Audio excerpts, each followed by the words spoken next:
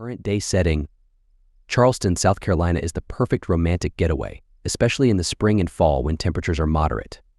For starters, there is an amazing restaurant scene that rivals almost any other city in the USA. Beyond this, palmetto, magnolia, and oak trees line streets with Victorian houses dating back to the early 17th century. History, both good and bad, is on display. Nearby Kiowa Island and Foley Beach offer long walks on the sand as the gentle surf washes ashore uninterrupted. East Bay Street and Murray BLVD offer wonderful vistas of the bay. King Street shopping, the downtown market, and the courtyard at College of Charleston are all inviting. It is a world unto itself where visitors get lost in the charm of the South. Recently, her bacon-wrapped water chestnut appetizer was almost ready. To top it off, she had paired the meal with a wonderful bottle of 2010 Sauternes Sauvignon Blanc by D. Wyquem in Bordeaux, France. It was September and the Friday prior to her 10th wedding anniversary. She knew her husband Will was organizing an amazing trip for them on a cruise through the Caribbean the following week. It was supposed to be a surprise, but she learned about it from his best friend and business partner Corey Parker. It included at least 2 beachfront evening horseback rides at their port of calls, which she knew would lead to adventures of a different sort. Background. Will and Corey met their sophomore year at Duke University, where they were both studying business. They became fast friends as well as fraternity brothers. After graduating, they decided to go into business together. A startup tech company that specialized in helping high school juniors customize their college search. On average, over 2.9 million students entered colleges and universities all over the USA each year. Plenty of those families have the money to help their children make the best school choice possible. 3 years in, they broke even, and by year 12, the current year, they would each clear $250K after taxes and expenses. Every year, they learned from market research how to refine their product and streamline their services. They were still young and ambitious. Neither was solely driven by money, but once they started making it, they agreed having it was better than not. While they weren't rich yet, they were well on their way. Their goal was to be bought out by a big tech firm within the next 3 years, and then decide which mountain they wanted to climb next. Will and Ellie met their second year out of school in Charlotte, North Carolina, where Will and Corey had set up shop. Ellie Shriver had attended Sweetbriar College Women only in Sweetbriar, Virginia, 2 hours due west of Richmond. She was on the equestrian team and majored in equine studies. Her dream was to own a riding stable, or even better, her own horse farm. She had landed her first job out of school at just such a farm north of Charlotte. She met Will when he and Corey brought their small company team of 6 for an afternoon ride. Neither Will nor Corey knew much about horses, but they thought it would be a fun staff day away from the office. Will had been immediately attracted to the young woman who led their ride.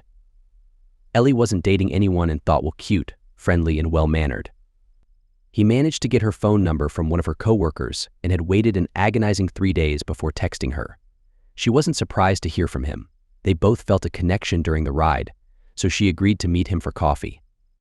11 months later, they were married and enjoying an amazing September honeymoon on horseback, of course, through the Maroon Bells, just outside Aspen, Colorado. Will had drawn the line at outdoor camping for their post-wedding getaway. Corey, on the other hand, was quite the ladies' man. He wasn't ready to settle down yet and didn't have any intentions of being committed to one person. Ellie had tried setting him up with a couple of her friends, but each relationship ended after a month or 2. She eventually decided it might be wise to keep her friends away from him.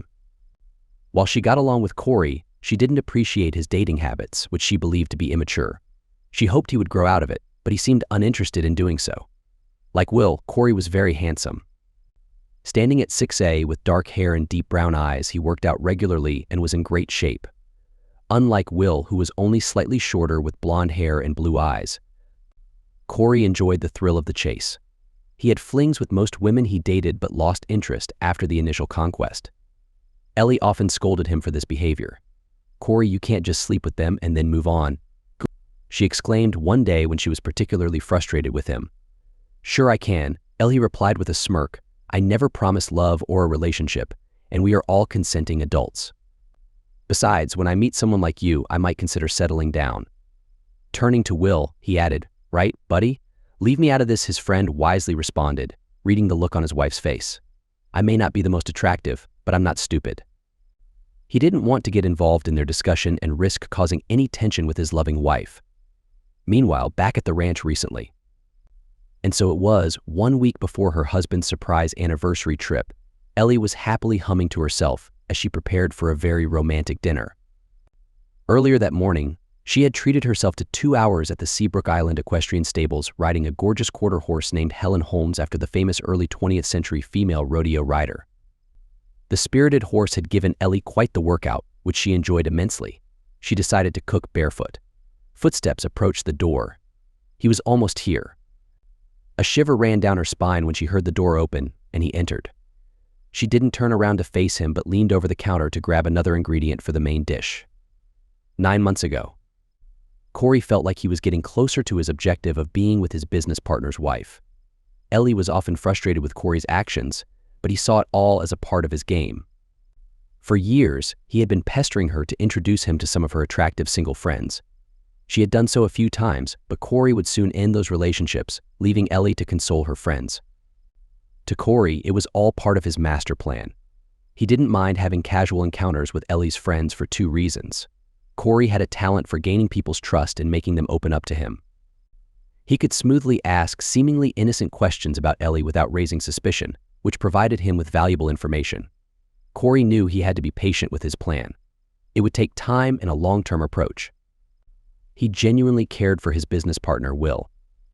They had been friends since college, and their startup business was thriving. Corey had no ill intentions towards Will, nor did he want to prove himself superior in any way. In fact, he knew from their shared experiences that they were fairly similar in physical attributes. Will may have had a slight advantage, but Corey had other qualities that made up for it. He enjoyed working with Will and hoped they could continue doing so for many years to come. No, for Corey it was simply about the challenge, the dance as he called it. He was convinced, with enough work and dedication he could win over any woman, single or married. Up until now, it had been almost exclusively single, but Ellie was beautiful, and she thought he was a jerk. What better achievement to have than becoming close with a gorgeous, intelligent woman who truly loved her husband and disliked him? Corey had no intention of hurting Will. Once he had won over Ellie, he would enjoy their friendship for a while, then convince her they must stop for the sake of her love for Will. A guilty conscience would cause her to agree, and they would limit their interactions to maybe once or twice a year. Will would never know, so he would not be hurt. He would coach Ellie to be more affectionate towards her husband just to make sure of that. Everyone would benefit in the end. For several years, Corey had poked and prodded. He would annoy her and then apologize sincerely for hurting one of her friends. Elle would scold him and complain to Will about him. "Your partner is such a jerk," she would exclaim. Eventually, Corey would apologize enough and win her over with his innocent smile and puppy dog eyes. He would give her small gifts, nothing inappropriate but things he learned she liked. A certain type of dark chocolate she loved, or a scarf one of her friends mentioned she liked. They were always accompanied with an apologetic, "I can be bad, but please forgive me" look that would eventually melt her heart. He always knew he was back in her good graces when she'd give him a hug and say, "I still dislike you, but you can be so nice when you want to be." It was in late January of the current year when he had his breakthrough. Just before Christmas he met, dated, and became close with Joe, Ellie's co-worker from the stables. Joe was a tall, long-legged redhead with a lively personality. As much as Corey enjoyed his time with Joe, it was during the moments away from her when he had enough composure to remember what he was after. She was great, but she was a means to an end. He wanted Ellie, and he wanted her badly. He knew if he kept pushing the right buttons he would come out on top, and close to her, and connected with her. On January 23rd, he was at Will and Ellie's for back-to-back Sunday football games. Corey and Will were drinking soda in Will's den watching the NFC and AFC championship games. Ellie's phone had rung during the second quarter of the AFC game. She grabbed her phone and answered as she stepped out of the room. Both Corey and Will heard the first few sentences of her conversation. "Hey Joe, what's up girl? What? No, you can't be serious, he didn't do that." "Joe, try to calm down and walk me through what happened." Quiet for about 2 minutes, they then heard the kitchen table chair be pushed so hard it fell over and feet stomping down the hall. "That mean person, I'm going to confront him." Slam. Will looked at Corey knowing what had happened. "Really, brother? You broke another heart." "I'm sorry, Will. I know this makes it hard on you and Ellie too. But Joe just isn't for me, and I couldn't lead her on." "Corey, when are you going to grow up? Why don't you wait to become close with someone until you figure out if you really care about them?" Watch some funny videos and take care of yourself if you must, but please, keep your distance from my wife's friends. She scolds you for 10 to 20 minutes. But then she complains to me for at least a week. Man, I'm sorry I need to listen to you and change my behavior. One of these days she may just get very angry with me. Well, I don't own any weapons, but I can't guarantee she won't get one. Darn. Did he just throw another interception? A few minutes later, Ellie stormed out of the bedroom and confronted Corey. You're such a jerk, you're such a mean jerk, Parker. He knew it was really bad when she started using his last name. I'm sorry, Elle. Joe is a kind girl, but she didn't let him finish. Forget it, Corey. Joe means more than just being kind. She's one of my very best friends. I warned you before I introduced you to not play with her feelings. I know, Elle. Please stop talking, Corey, Ellie ranted, working herself up into a frenzy. She picked up a throw pillow from the couch and started hitting him with it. She was crying. Every time you just use them and then throw them away. Why, Corey? What is it that you want that you can't just be a good person to someone as amazing as Joe? Corey managed to back away from the couch, trying to create some space between him and his attacker. It was just a pillow, but she was strong, and the hits were coming hard. She stopped for a moment to catch her breath, and when she did, Corey grabbed his jacket and quickly left through the front door. You're acting irrational, Ellie. I'm very sorry I hurt Joe, but I think I better leave and let you cool down. Maybe we can talk when you calm down. With that, he was almost out the front door. Calm down? Cool off, she ranted, following closely behind him. You hurt my friends, you mean person, and you tell me to calm down. She threw the pillow as he closed the door to avoid her final attack. But Ellie was so worked up she opened the door and continued following him down the sidewalk. Will sat on the couch, having determined that avoiding this fight was the better decision. I'm not finished with you, Corey. Parker. Come back here, Ellie shouted, following him to his car. Corey had parked in front of their house, not in the driveway, and there was a hedge there that blocked the view of anyone looking out of the house toward the street. They were alone. Corey put his hands up in surrender. Okay, Elle, hold on a minute, he said in a calmer voice. First, it's about 28 degrees out here and you're barefoot and only in a t-shirt. You should go back inside before you freeze. He didn't want her to get sick by being out in the cold. Her teeth were chattering, but she wasn't going to stop. Forget that, Parker. Then she teared up again. Why, Corey, please tell me why. You don't have to be mean to my friends, or any woman for that matter. What is going on with you? Do you really want to know, Ellie? Are you sure you want me to tell you? Once I do, there's no turning back. Ellie was a bit surprised by his vulnerability. She always saw him as shallow, but in an instant, he had shown her a different side, an intriguing side. Yes, Corey, she said, more composed. Please tell me. You, Ellie, you are the reason I can't stay committed to any of them. I know you're married. Heck, you're married to my best friend. But every time I'm with another woman, your face is the only face I see. Your face is the only face I want to see. I'm sorry, Elle, but I have strong feelings for you and all I want is to be close to you. But Corey, we can't. I'm flattered and all, and deep down I do care for you, but we can't. There is a strong connection between anger and intense emotions. She didn't realize it at the time, but Corey was about to push her beyond that connection, and she would willingly follow. He didn't let her finish her thoughts. Corey didn't attempt to explain or answer her question, as it wasn't directed at him. Instead, he leaned in for another hug. Corey, please. We can't do this, not here, not now. What she left unsaid spoke volumes. She didn't say, not ever. Corey understood that he had pushed the boundaries as far as they could go for the moment. Ellie, I won't apologize, because I'm not sorry. I don't want to hurt Will, but you are an incredible person.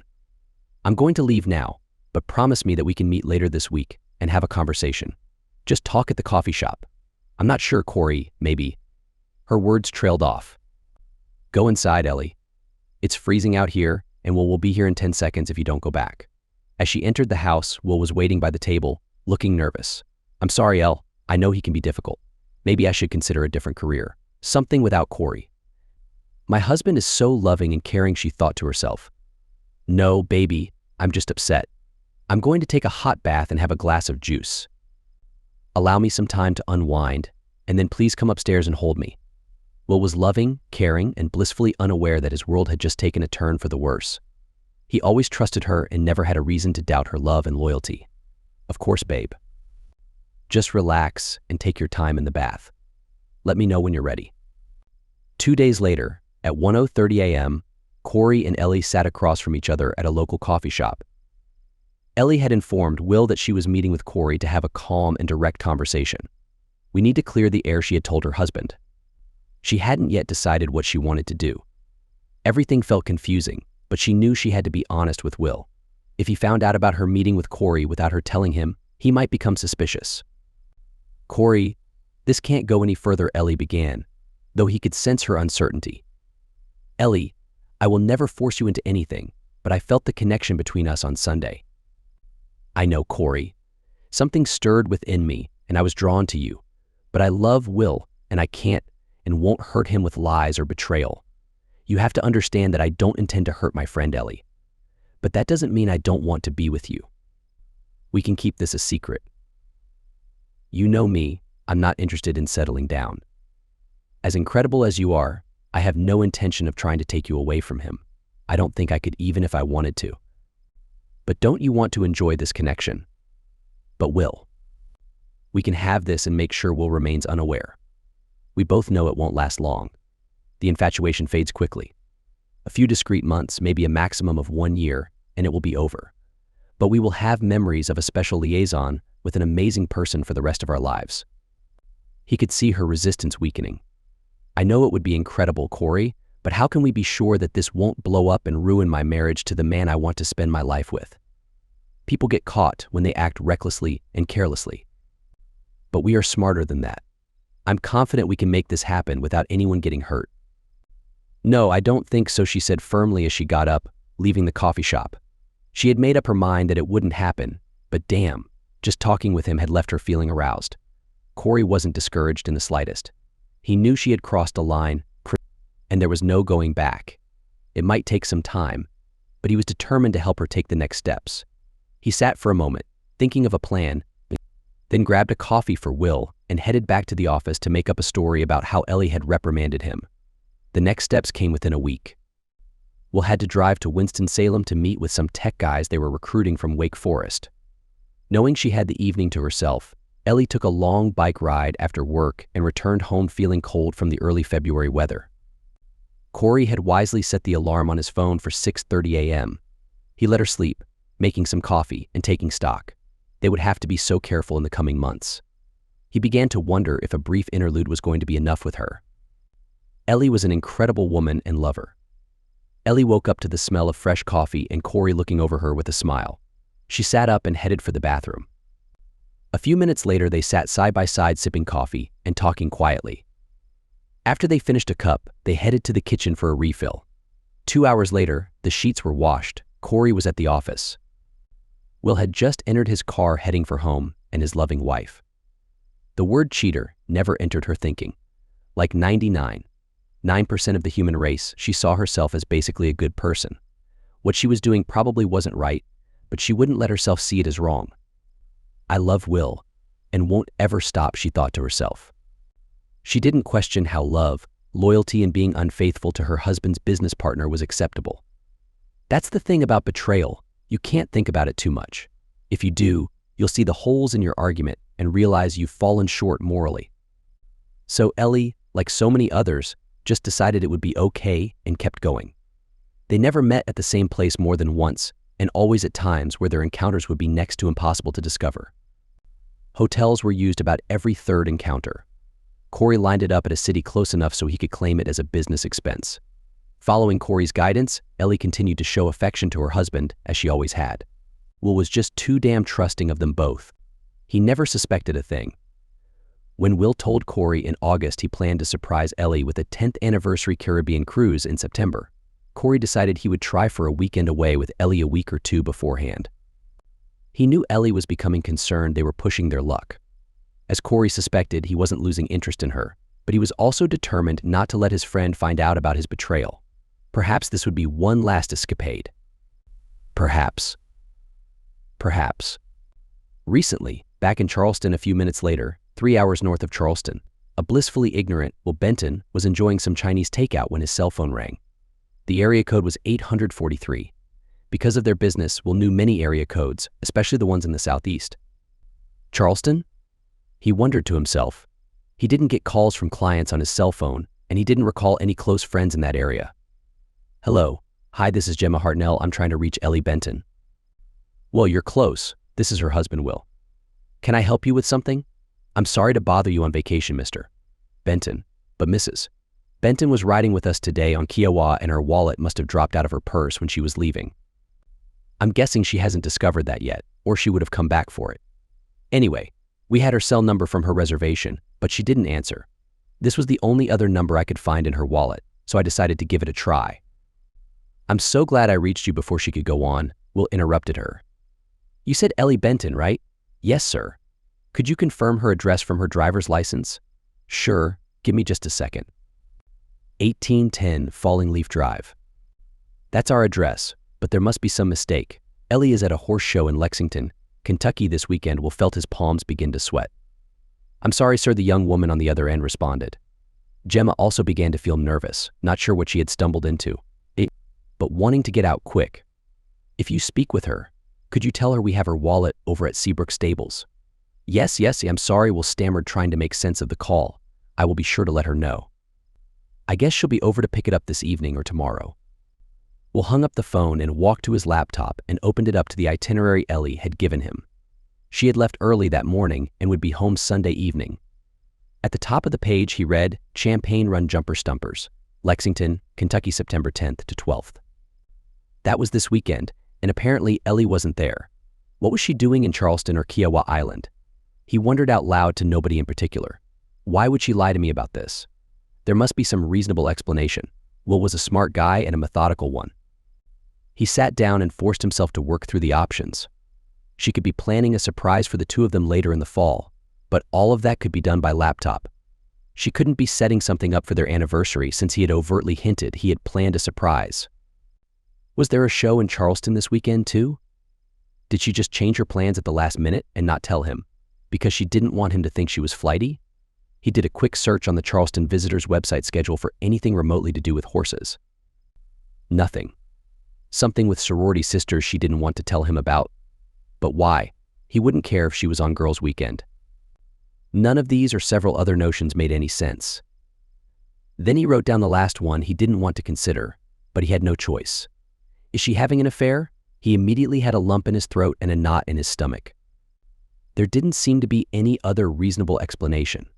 He thought he'd married the most amazing woman in the world. A beautiful woman, a smart and gifted woman, the woman with whom he planned to spend his entire life, a loyal woman. What should he do? He needed to think and process, but he also needed to get himself under control. He needed to ground himself, so he turned to the one name he thought could help him. Corey. He started to hit his speed dial number 2 when he suddenly stopped. Oh shoot, he thought, beginning to put pieces together he desperately hoped wouldn't fit. Corey went to Florida to visit his folks this weekend, right? He scrolled through his list until he landed on Marty Parker and hit the call sign on his cell. Will, to what do I owe this honor? I hope you and my son are still out there slaying the world. Hi Marty, I'm trying to reach Corey. His cell goes to voicemail. He lied, but he told me he was visiting you and Vera this weekend. It's nothing urgent, just a quick question. Is he around? I think you're mistaken, Will. Marty responded. Corey told me he would be in Hilton Head this weekend with a couple of fraternity buddies. Do you want me to try and reach him? Will was fighting to hold it together. No worries, Marty. I must have my weekend scrambled. I left him a message. I'm sure he'll call me back. Love to Vera. He barely got out before hanging up. This can't be happening. Will tried desperately to reason, not his best friend and his wife. Please, don't let this be true. He sat there for the better part of an hour trying to breathe normally and think logically. What should he do? Jump on a plane and try to find them and confront them? That was crazy. He had no way of knowing where they were staying if together. Ignore it until Sunday night and ask for an explanation when Ellie got home. That wouldn't work, because if she was lying, she'd cover her tracks and just continue to lie. He was certain she'd probably have a hotel bill from Lexington to prove it. Ellie wasn't foolish. He was no closer to an idea an hour later, so he Googled North Carolina divorce laws. North Carolina was a no-fault divorce state, and they had no children, so there was no question of child support. However, alimony was another question altogether. Would she want half of his 50% of the company? If so, she and Corey would own the majority, and they could force him out. Was that her/their plan all along? What about a divorce that showed fault? Right there in bold print, under Chapter 5016 for reasons for divorce were 2 words: commits adultery. But there was a huge burden of proof, and if she was cheating on him with Corey, all he would have was a phone call from a staff member of a riding stable. Only one thing seemed clear to him: if Ellie and Corey were having an affair, he was in big trouble. He could walk away from the money, he didn't care that much about it anyway. He was a talented guy and helped build a very successful company. He could find a nice paying tech job with any number of firms, or he could even start his own business. Will also knew he couldn't play detective for the next few months. Nor could he pretend to be the loving husband for that amount of time while some private investigator did the digging. It was late Friday night when he finally gave up and decided the law of diminishing returns was setting in. He was stuck in a cycle of overthinking. He took 3 pain-relieving tablets, set his alarm for 8 a.m., and went to bed.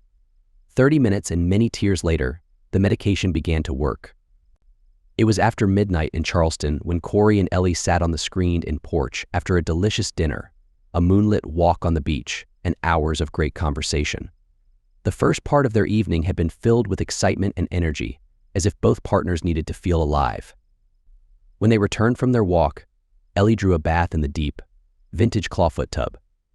"What are we doing, Corey? What do you mean, babe? Seems to me like you're pretty familiar with what we've been doing."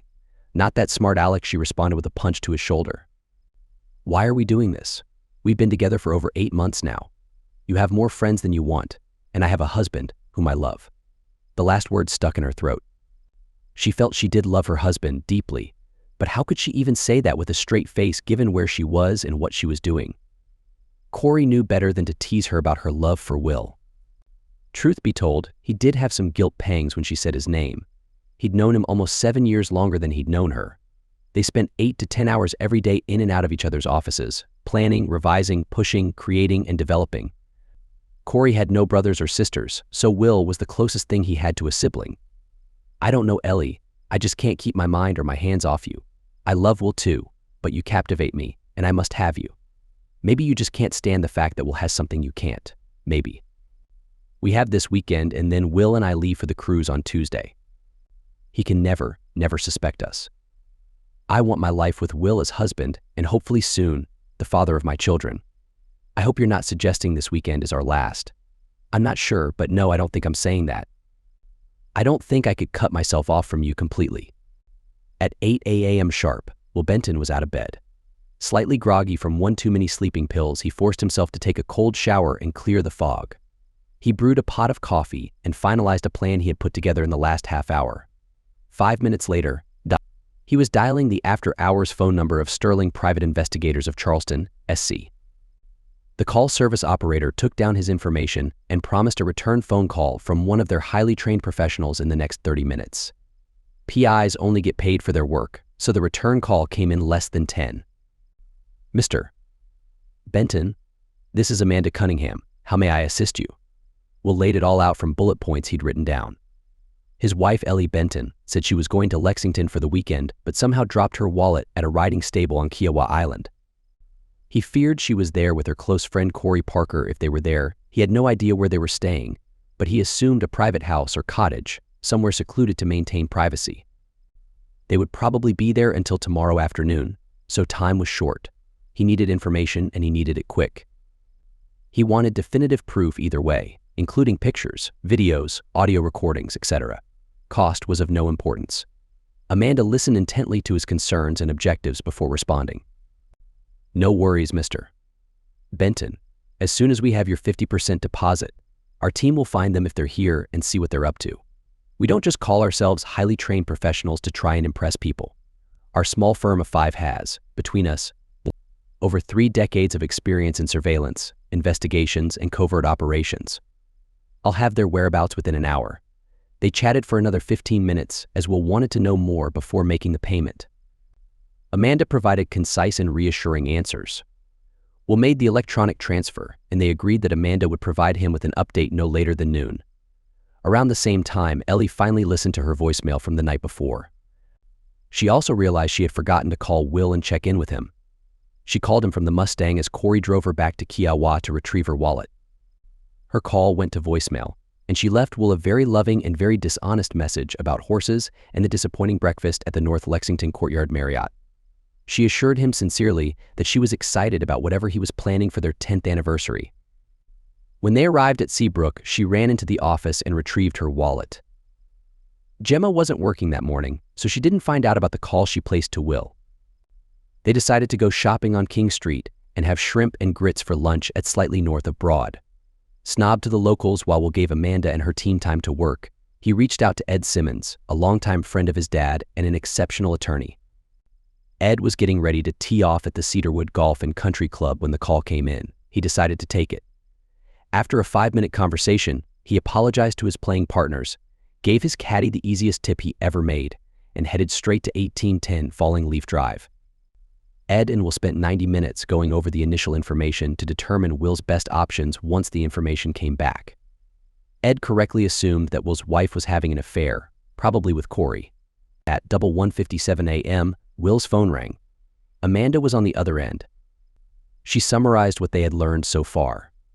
Ellie was definitely in town and had ridden at Seabrook yesterday.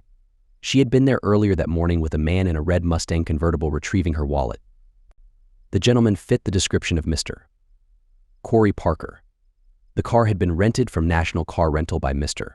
Parker, and the local address provided was a single cottage on the far north end of Folly Island, somewhat secluded from the other homes and offers plenty of privacy. The couple then spent 2 hours shopping downtown on King Street. As of 10 minutes ago, they were seated at Snob ordering lunch. She was pretty sure it was shrimp and grits, but not certain. Surveillance equipment and recording devices were currently being placed at the cottage while the two were away. "How did you find out all that so quickly?" Will asked in astonishment. Before Amanda could respond, Ed interjected himself into the conversation. "Miss Cunningham, this is Ed Simmons, Mr. Benton's attorney.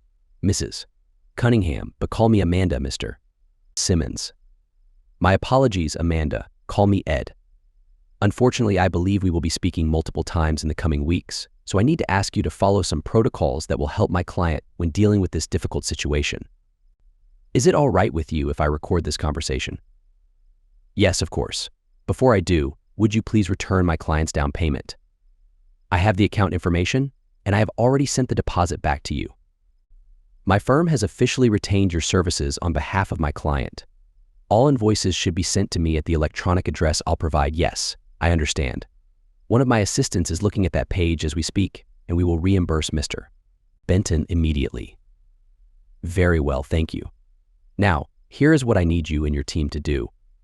For the next 30 minutes, we'll listen intently as these two highly trained professionals laid out the plan of action." He was highly impressed with how they interacted. Amanda listened carefully and only offered suggestions when she believed she had a better idea to achieve Ed's goals. Ed, on his part, was willing to consider other ideas and accepted several of her recommendations. "Thank you, Amanda," Ed concluded. "I'll let you get back to work since you have a lot to accomplish and very little time to do so." "Roger that," Amanda replied as she ended the call. "Will, I need to know your objective. Do you want to work on reconciliation, or do you think you want a divorce? I hate to rush you, as I would normally advise a client to take some time and think it over. But considering the circumstances, time is of the essence. It's okay if the plan changes along the way, but I need to know now which direction to take this." Will was not impulsive, but this seemed like a clear choice. "I loved her with all my heart and trusted her to return that love to me. She has betrayed me and our marriage. My partner has done the same to me and our business. This isn't a reckless moment at some company holiday party. This is deliberate infidelity, and that I cannot tolerate. It can't possibly be the first time they've been together. Since she has intentionally broken her vows, and my partner has abused our partnership with the same disregard, I want them both out of my life as soon as possible. No amount of money could make me stay married to her or continue doing business with him. If it costs me everything, so be it, but I want them out of my life, and I want them to feel the pain that I'm feeling today." Tears welled in his eyes as he spoke. Ed reached across the table and placed a reassuring hand on his shoulder. "Okay, Will, assuming we learn what we think we're going to learn from Amanda and crew, here is what you are going to do." By noon Sunday, Ellie was very worried. She'd called Will 5 times, 3 on Saturday and twice on Sunday morning. All she got back was a polite but curt text response. "Busy with crisis. We'll talk Sunday night. Enjoy Lexington." She showed it to Corey and asked him to call Will to find out what was going on. She assumed it was a problem with the business, but in the back of her mind she wondered, he couldn't know, could he? "How can I call him, Ellie?" Corey asked. "He hasn't reached out to me to let me know about anything wrong at the office." "If I call, what do I say?" "Hey Will, Ellie and I are in Charleston spending a lot of time together, but she thinks we have a problem at work, so she asked me to check in with you." "Shoot, you're right. I'm not thinking straight," his lover responded. "It must be work. There's no way he could have figured this out. You told him you were visiting your folks this weekend, so maybe he just doesn't want to interrupt that." "Yeah, that must be it," responded Corey, not sounding very convinced. Grabbing a shower together before they headed for the airport, they tried to show affection, but Corey could tell Ellie's attention was back in Charlotte, so he didn't push it. He smirked to himself. "Plenty more time together with her once we get back, and this turns out to be nothing." 3 minutes after they drove away from the cottage, an van pulled up. 2 workmen entered the residence to dismantle and collect their gear. 30 minutes later, Amanda and her 2 associates were reviewing the tapes and recordings. After an hour, one of the men commented, "Wow, they have some stamina." Corey dropped Ellie at curbside check-in and headed to rental car return. As he did, his phone rang. It was his dad. "What's up, Pop?" "Hey son, just checking in on you. Hope Hilton Head is fun." "Yep. Not hitting the ball very straight, but we've played a ton of golf and had some great seafood." "You and Mom okay?" "Sure are." "Listen son, I won't keep you, but I got a call from Will on Friday evening looking for you. For some reason he thought you were visiting us this weekend. I reminded him you were in HH, but it surprised me because he doesn't make mistakes like that. Is everything okay with him?" Corey felt his stomach lurch up into his throat and tried desperately to sound normal. "He's had a lot on his mind lately, Dad. I think he and Ellie want to start a family, and he's a little worried about becoming a dad. I'm sure he just mixed up his dates. I'm still coming down in 3 weeks for the weekend." His dad seemed convinced by his answer. They chatted a couple more minutes, then hung up. Corey decided not to tell Ellie. "It's probably nothing, and I don't want to upset her before her flight home." They flew separately just to be on the safe side, and their flights were on time. Since Ellie only had a carry-on bag, she went straight to her car in long-term parking and headed home. She was still a bundle of nerves, but she calmed herself down and regained her composure as she made the 25-minute drive from the airport. Traffic was light early Sunday evening, so she made good time. She was anxious to see Will and make sure her charade had not been discovered. She would be the tired from a long weekend wife, but so happy to see her husband. She would shower and spend time with him. As it turned out, she didn't need to pretend, and she never had the chance to spend time with him. When she pulled into the driveway and hit the remote on her garage door opener, she received the first clue, although she wasn't paying attention. Her remote didn't work. Darn dead battery, she thought. Then she noticed the house was dark. Only the porch light was on. She headed to the front door with her roller bag. As she approached, she saw an envelope taped to the front door with her name typed on it. She tucked it under her arm and put her key in the lock. She tried several times, but her key didn't work. She began to tremble. She let go of her bag and sat down in one of the Adirondack chairs on their front porch. She tore open the note and a moment later broke down crying. "Mrs. Benton, this note is to inform you that your husband, Will Benton, has retained my services as his attorney.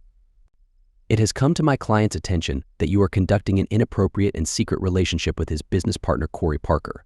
He is aware that you were not in Lexington, Kentucky the last few days, but were, in fact, in Charleston, South Carolina with Mr.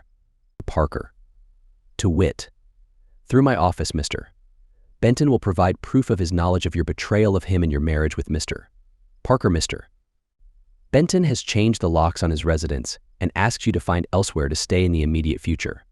As you recall, the mortgage is in his name alone, so you have no legal right to enter without his permission. Further, please do not attempt to contact my client. He will reach out to you through my office in the next week for an initial conversation regarding separation and divorce. Mr. Benton will give you fair opportunity to enter the residence under appropriate supervision and collect your personal belongings as early as tomorrow morning. Again, please contact me, not Mr. Benton, to make these arrangements. I encourage you to seek legal counsel in this matter. When you do, please give them my name and contact information. Mr. Benton has assured me there are ample funds in your joint account to cover any immediate expenses such as a lodging, should you need. Please use your Bank of America debit card as all joint credit cards have been paid off and canceled. He asked me to pass on to you. It may be in your best financial interests to ask Mr. Parker if you can stay with him. Sincerely, Edward M. Simmons, attorney at law. Simmons Wyckoff. It took Ellie several minutes to collect herself. She began trying to reach Will by phone, either ignoring or forgetting the instructions she had just read. Within 5 minutes, she received a text from Ed Simmons. Mrs. Benton, I must insist you respect my client's wishes that you not try to contact him directly. Ellie sat and stared at the screen message. Across town, Corey Parker's keys worked on his condo, but he was also the recipient of a note from Simmons Wyckoff. To Mr. Corey Parker from Edward Simmons, attorney at law. Simmons Wyckoff. It has come to the attention of my client, your business partner, Mr. William J. Benton, that you are engaged in an inappropriate and secret affair with his wife, resulting in her being guilty of adultery. It has also become evident to my client via an initial financial audit conducted by Randolph Michaels CPA, CFI, MAF, that company funds have been fraudulently used to finance at least 8 outings between yourself and Mrs. Eleanor Benton. To avoid both criminal and civil prosecution, my client, Mr. Benton, wishes to discuss termination of the partnership and his purchase of your 50% of the company. You should obtain both legal and financial counsel in this matter. Please do not attempt to contact my client directly. Send any desired communications to my attention at eds@ssw.com.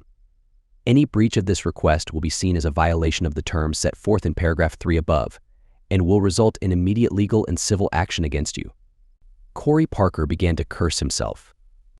Darn, how many times did I take Ellie out and expense it as client business entertainment? He then realized he'd already electronically sent in about $1,000 from the past weekend to their bookkeeper for reimbursement. He knew Will rarely looked closely at line item expenses, and Diana, the bookkeeper, had no reason to suspect he was doing anything fraudulent. The annual independent audit had been completed 2 weeks ago, and they had found no discrepancies. He had thought, since it was such a small amount, nobody would notice. The total couldn't be more than a few $1,000s, but there was definitely a pattern that someone like Michaels could find. Darn it. He spent the rest of the night drinking bourbon and trying to figure out how to begin to handle his problems. He had more success with the bourbon than determining next steps. Ellie had called and texted him over a dozen times throughout the evening. He ignored all of them. Darn it, I have giant problems of my own. Deal with your own problems and leave me alone, he thought. How quickly the shaky foundation of a relationship built on attraction crumbles. Ellie sat on her porch or former porch, depending on how you perceive outcomes, numb from shock. Somehow her husband knew a lot more than she had given him credit for. Her lover, she now used the term loosely, was ignoring her calls and texts. I guess I know where I stand with him, the jerk. Had Ellie ever thought it through, she would have known Corey may have been good at the business and was an okay fair weather friend, but he'd never put himself at risk for her. I betrayed a guy who would do anything for me for a jerk who couldn't care less about me. The tears came again. Meanwhile, in the guest cottage off the heated pool at the Ed Simmons residence, Will and Ed were finalizing their plans. As Will looked around, he realized he had chosen the right person for the job. There was no doubt that Ed Simmons, attorney at law, was highly skilled at what he did. He had gathered a team of lawyers and paralegals to strategize on a Sunday night. One thing was clear to Will, though: this was going to cost him a lot of money. But he couldn't help but smile, knowing he was one step closer to exposing the cheating person involved. Ed assured Will that both Ellie and Corey would soon come to their senses and hire their own lawyers. He predicted that their initial reactions would either be denial, which would be easily disproven with the evidence they had acquired, or attempt to downplay the situation in order to save their reputations. He advised Will to continue with his normal routine and be patient.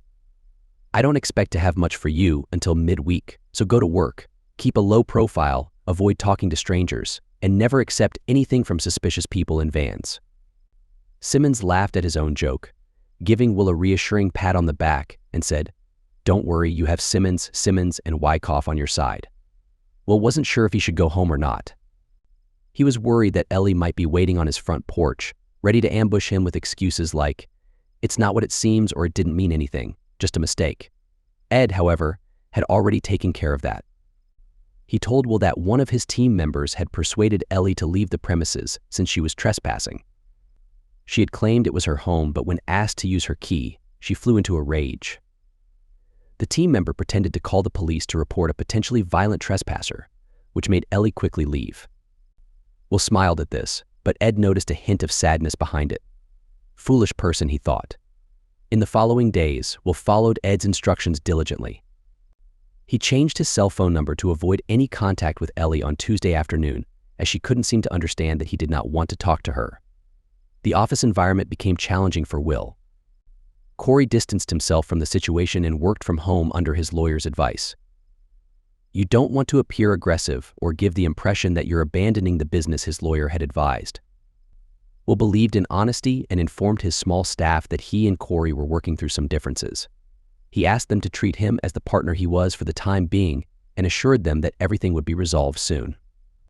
He may have had doubts about his own words, but he wanted to remain positive. Ellie continued working at the stables but couldn't hide her distraction. Her employer, Stephanie, noticed and asked what was bothering her. Ellie simply replied that she and Will were going through a challenging time without going into detail. Stephanie hugged her and told her to stay strong. Ellie struggled to find a competent lawyer to represent her. Lawyers wanted to know the facts up front, but once they learned that there was little financial gain in the case, the first two attorneys turned her down. She ended up with a lawyer named Seth Moore, who specialized in personal injury cases. He assured her that he had dealt with tougher cases and promised her a significant settlement. Neither Mr. Moore nor Corey's lawyer, James Abernathy, had time on their side. Ed Simmons was a highly respected litigator with strong connections in the legal world. He pushed for a swift hearing after Ellie was officially served 2 days after her return home. Abernathy was a formidable opponent, but he knew that he didn't have a winning hand. He understood that dragging the case out for months or years would be too expensive for his client. By the end of the second week, he advised Corey to offer to sell his share of the business at a discounted price. This would allow Corey to have a fresh start while also covering his legal fees. Corey agreed to sell at 80 cents on the dollar. Simmons received the sale proposal and advised Will to counter with an offer of 10 cents on the dollar. Will likely settle somewhere around 30 cents on the dollar. Abernathy recognizes the reality of the situation, but he will still negotiate tough, Ed explained. Will wanted Corey to feel the consequences of his actions. Offering 10 cents on the dollar would almost wipe out Corey financially. It seemed fair, but he also trusted Ed's advice. If they managed to settle at 30 cents on the dollar, it would still have a significant impact on Corey. The rest would be left to fate. 3 days later, Ed delivered the news. We settled at 28 cents on the dollar, he informed Will. It's not as harsh as you hoped, but it's still a major win for you. Will thanked him, appreciating the hard work Ed had put into the case. Now, Ed brought up the difficult topic. Will, it's time for you to sit down and have a conversation with Ellie. A judge will want to know that you have tried to reach out and talk, even if your intention is to get a divorce. It's always best to have answers before the questions are asked. We've been assigned Judge Kim Landis for our divorce petition. It could have been better, but it could have been worse. Overall, we're in a good position. However, Judge Landis is known for trying to work things out, so she might bring up counseling or mediation. I won't bore you with all the details now, but I do think it's time to talk. I'll arrange everything. We'll start with the lawyers present, but then it would be wise for you to have a calm and civil conversation with Ellie privately. Showing that you can handle the situation reasonably will benefit our case. Will felt a mix of dread and acceptance. He knew Ed was right, but the prospect of this conversation was daunting. Okay, Ed, you're right. Set it up, he said, realizing that he needed to face this difficult task. Ed looked at his young client and felt a twinge of sadness for him. He knew what it was like to have his heart broken and understood that Will would eventually move on. Now, though, was the time to support him and assure him that he wasn't alone. Ed may have been tough, but he had a big heart that wanted Will to find happiness. The meeting was scheduled for mid-afternoon on the upcoming Friday. Ed wanted Will to have the weekend to recover from what would be a challenging couple of hours. Both parties agreed to spend the first 30 minutes with their lawyers and then have some time alone. Ellie and Seth Moore arrived punctually. Seth, dressed in an average suit, seemed eager to get the meeting started. Ellie wore a modest sundress and a sweater. Her hair was tied back in a ponytail, and she wore glasses. Ed and Will stood up to greet them as they entered the conference room. It was the most secluded room at Simmons and Wyckoff, and Ed wanted Seth to understand the gravity of the situation. He knew that Seth's office was just a few feet away, with Molly, his assistant part-time performer when he could afford her, at an IKEA desk. Will had always been fond of Ellie, and seeing her now tugged at his heartstrings. Despite her betrayal, he still found her beautiful. He managed a polite smile but avoided any gaze that could be misinterpreted as affection. "It's good to see you," Will she said, studying him intently, hoping to find any sign of lingering feelings. Will nodded. "Thank you for coming, Ellie." Ed maintained his professional demeanor, but deep down he thought, "Good job, Will. Don't let her see anything. Shall we begin?" he asked, motioning for everyone to take a seat. "Yes, thank you," Seth quickly interjected, eager to take control. "My client has agreed to this meeting to explore what her husband is willing to do to save their marriage." Ed cut him off by sliding a thick file across the table. "Counselor, this is about 50% of our evidence demonstrating adultery and betrayal on the part of your client. We've excluded any redundant information to avoid repetition. In this file, you will find recordings and photographs of her engaging in adulterous activities in Charleston, South Carolina 3 weeks ago. We also have witnesses from various hotels who will testify to seeing your client and Mr. Corey Parker together, checking in as a married couple under assumed names. These encounters took place over a 6-month duration. Our team of investigators has been meticulous, ensuring that our claims are clear and verifiable. The enclosed photographs are graphic, so I suggest reviewing them after this meeting." Ellie cringed as Ed described the contents of the file. Knowing this man had seen pictures of her inappropriate encounters made her uncomfortable. He smiled politely. Together under a moonlit sky or lying side by side surrounded by candle lights and non-alcoholic sparkling cider had all felt so exotic and exciting.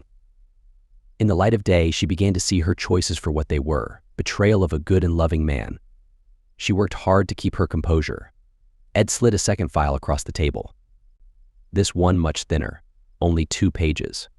"Counselor, this is my client's offer to his wife for the divorce settlement." Then looking directly at Ellie for full effect, he continued. "Personally, I think the terms are incredibly generous.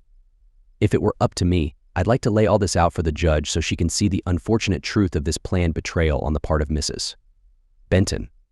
However, Mr. Benton, being a person of integrity, has persuaded me to make this offer instead. His experience and knowledge for legal negotiations was paying off." Ellie looked defeated and more was clearly in over his head. Ed knew they would not reach agreement today. The initial hearing was 2 weeks away, and there was always back and forth prior to getting before a judge.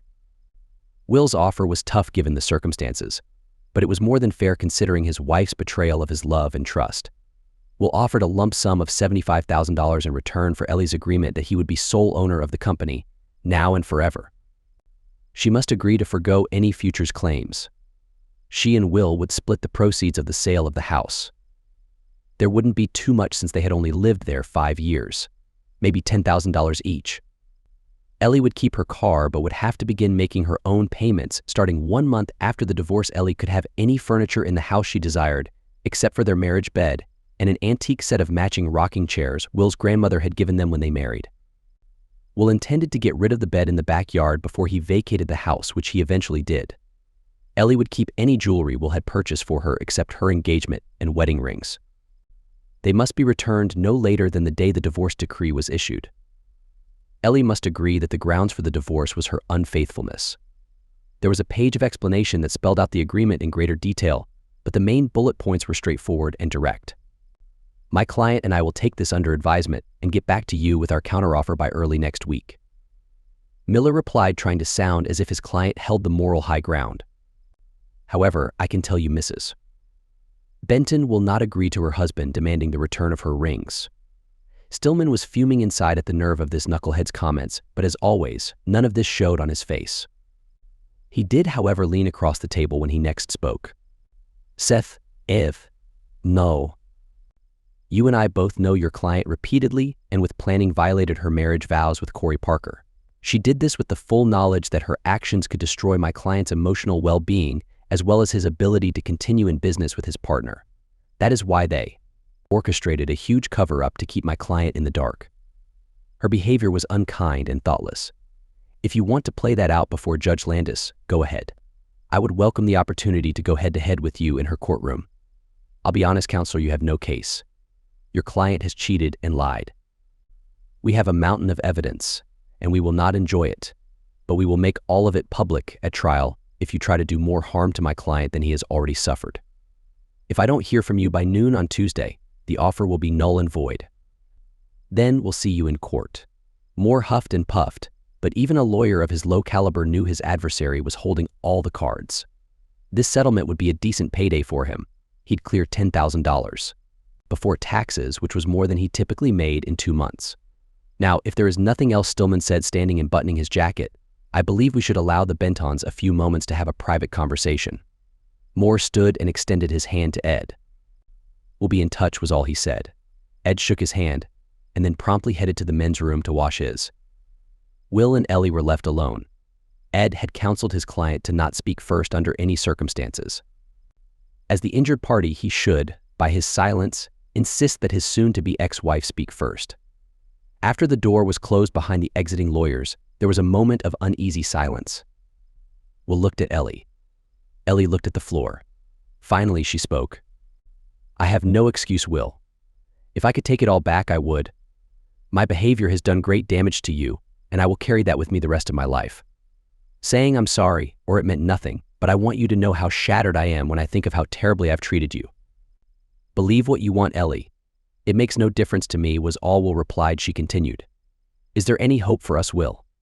Do you think with help, maybe counseling, we could work through this? I don't want a divorce. I never have. I'll do anything you ask, I just want us to be together. Will was fighting with all his might not to explode.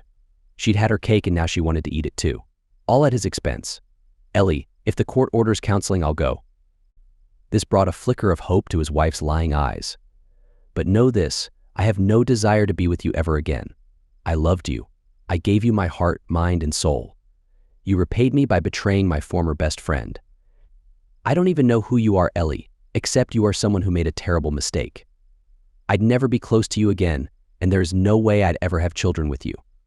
You want my forgiveness, but you shattered any hope of that when you chose to put your own wish before our marriage.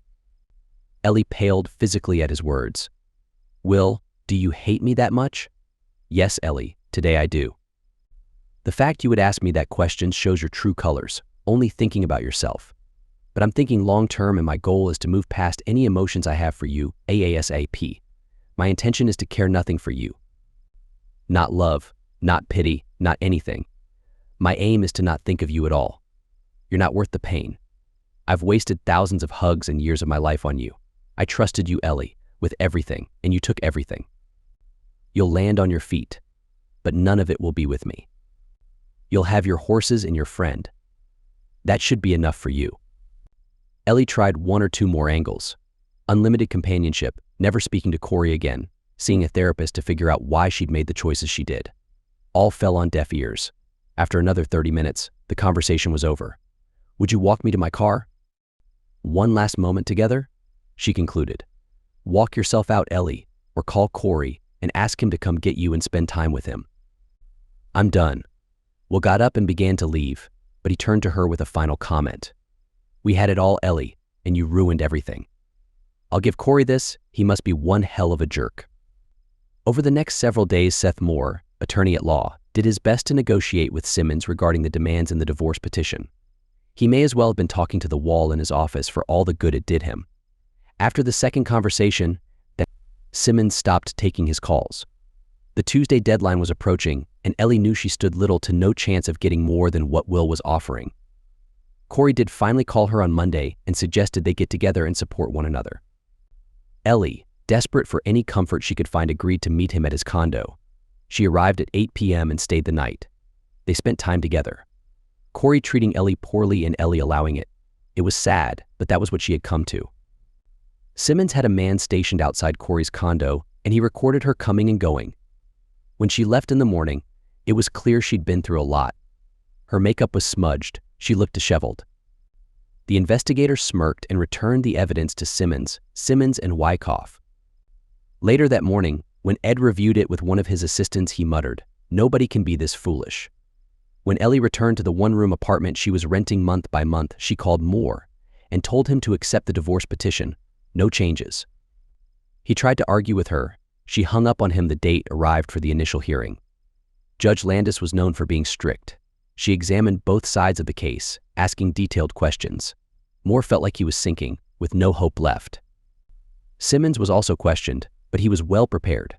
He answered many questions before they were even asked, and when he was asked directly, he had plenty of evidence to support his case.